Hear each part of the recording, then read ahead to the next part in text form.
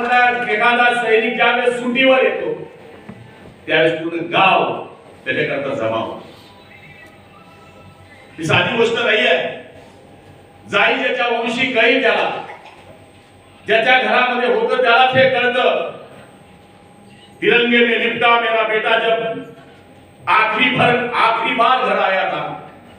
तिरंगे में लिपटा मेरा बेटा जब आखिरी बार घर आया था.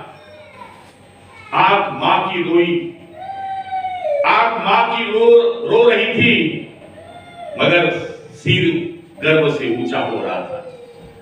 आई रडत होती, पण मी पाहिले पाचोऱ्यामध्ये, भडगावमध्ये, चाळीसगावमध्ये मला बऱ्याच वेळेस अशा प्रसंगाला जावं लागलं. आणि ते पाहत असताना तरुण त्याची पत्नी हातामध्ये तिरंगा घेते त्यावेळेचा तो प्रसंग तुम्ही आठवा. एक सैनिक मरतो तेव्हा माजी सैनिकांचं ते पोळ पहा. त्यावेळेस एक सैनिक जातो, जिल्ह्यातले हजारो माजी सैनिक त्याच्याकरता रस्त्यावर येतात आणि त्या ठिकाणी असतात. त्यावेळेस ते चित्र भयावह असतं. सैनिक हा साधा नाही आहे. सैनिकांनी आपण म्हणतो की घरावर तुळशी पत्र ठेवून हे केलेलं आहे. त्याला काय नंतर मदत मिळते, सगळं मिळतं. अशी पैशाने मदत देऊन जर कोणी बाप आला असता तर लोकांनी करोडो रुपये देऊन त्याचा बाप आणला असता. पण हे जीवन कठीण आहे. तो जातो, पण त्याच्या मागच्यांचा विचार करा. आपण तरुण त्याची पत्नी ज्यावेळेस विधवा होते, विचार करा ती आपली बहीण कसे दिवस काढत असेल. विचार करा त्याची आई कसे दिवस काढत असेल, तिचा बाप कसे दिवस काढत असेल. मला तरी असं वाटतं की हे स्मारक जोपर्यंत हे स्मारक उभा आहे त्याच्यामध्ये आमचा थोडा खाराचा वाटा असेल. आमदारांचा, मंत्र्यांचा.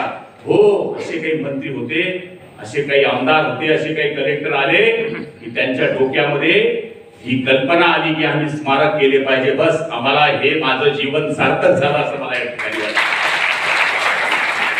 रोड बांधू, गटारी बांधू, सगळं करू, पण ही स्मारक ही प्रेरणा देणारी स्मारक आहे.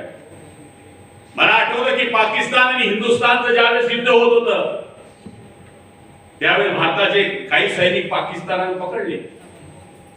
त्यावेळेस भारताचे माजी लष्कर प्रमुख होते जनरल करियप्पा. त्यांच्या मुलालाही साहेब त्यावेळेस पकडलं गेलं. आणि करियप्पाच्या मुलाला पकडला असताना पाकिस्तानचे लष्कर प्रमुख होते त्यावेळेस अयूब खान.